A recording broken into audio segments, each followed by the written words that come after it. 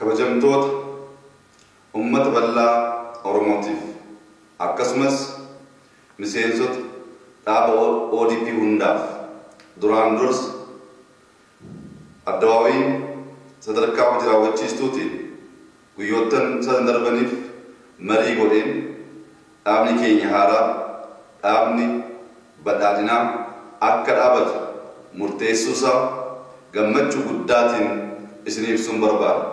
Dhaabni kunis gaaffii garaagaraa uummanni keenya yeroo dheeraatiif kaasaa ture bifa deebisuun hundee irraa kan hundaa'e waan ta'eef gaaffiin Oromoo ammas kan deebi'e adeemsa keessattis deebi'aa kan deemu akka jiru hubannee dhaaba kana cimsinee waliin qabsaa'uudhaan fedhii faayidaa uummata keenyaa gaaffii dinagdee fi siyaasa uummanni keenya bara dheeraatiif kaasaa ture deebisuu akka dandeenyuuf waamicha koon dabarsuu barbaada.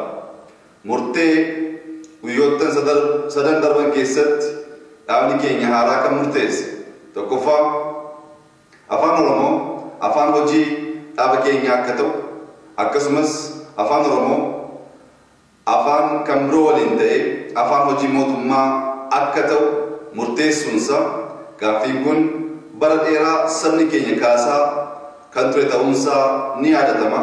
Haa ta'uyyuu malee gaaffii akkasii deebisuuf haalli jaarmiyaaleen siyaasaa addawaawii jalatti ijaaraman deebisuu kan danda'an waan turreef dhaabni keenya haaraa kana sagalee guutuudhaan kan murteesse ta'uusaa kabaja guddaatiin isiniif ibsuun barbaada.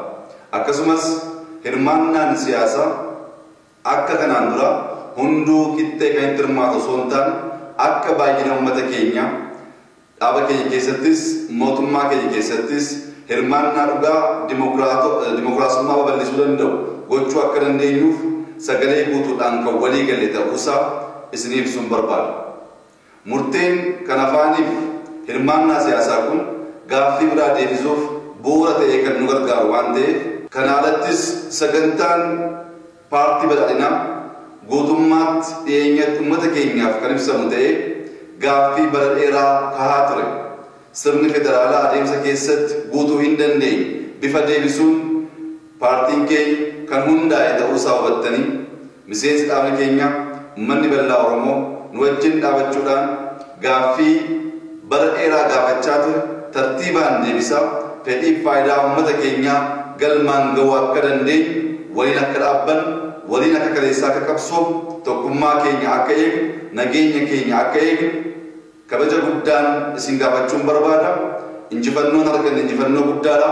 Baga gammaddan baga gammanne waliin taane injifannoo haaraa galmeessaa gara fuulduraa deemuu akka dandeenyu amantaa qabu ibsuun barbaada. Ulfaadhaa baga gammaddan.